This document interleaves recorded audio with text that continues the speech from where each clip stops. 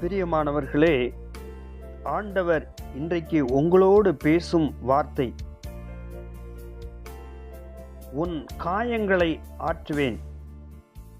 எரேமியா 30 அதிகாரம் 17 வசனத்தில் ஆண்டவர் இன்று உங்களோடு பேசுகிறார். அவர் உன்னை விசாரிப்பற்ற சியோன் என்று சொல்லி உனக்கு தள்ளுண்டவள் என்று பேரிட்டபடியால் நான் உனக்கு ஆரோக்கியம் வர பண்ணி உன் காயங்களை ஆற்றுவேன் என்று கர்த்தர் சொல்லுகிறார். பிரியமானவர்களே, தேவன் அவருடைய ஜனங்களுக்கு ஆரோக்கியம், இன்னும் குணமாக்குதல், இன்னும் அவர்களை மீட்பது பற்றி தான் இந்த வசனத்தில் அவர் சொல்லி இருக்கிறார். உங்களை உயர்த்தி உங்களை பராமரிக்க நம் தேவனாகிய கர்த்தர் ஒரு தீர்மானத்தை வைக்கிறார். உங்களுக்கு நல்ல சுகம், நலம் எல்லாத்தையும் அளிக்க அவர் வல்லவராய் இருக்கிறார். உங்கள் காயங்களை கர்த்தர் ஆற்றுவார். இன்னைக்கு எல்லாராலும் கைவிடப்பட்ட ஒரு சூழ்நிலையில விசாரிப்பற்றவள் போல் நீங்கள் இருக்கலாம். ஆண்டவர் உங்களை கண்ணோக்கி பார்க்கிறார்.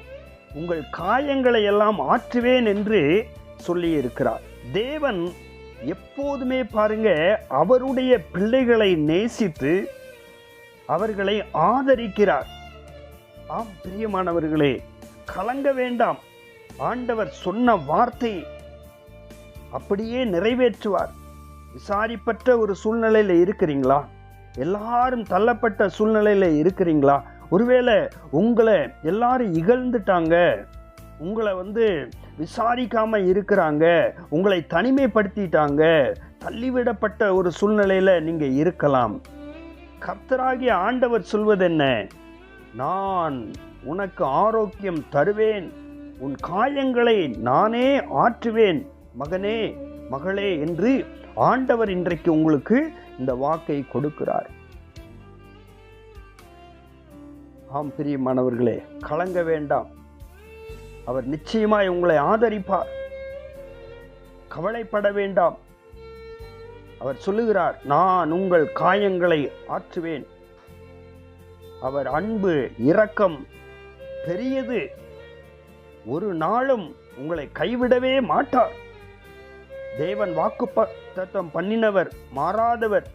என்ன சூழ்நிலையில இருந்தாலும் சரி, அவருடைய பிள்ளைகளை மறக்காமல் அவர்களை மீட்டு அவர்களுக்கு ஆறுதல் செய்வார். ஆமேன்.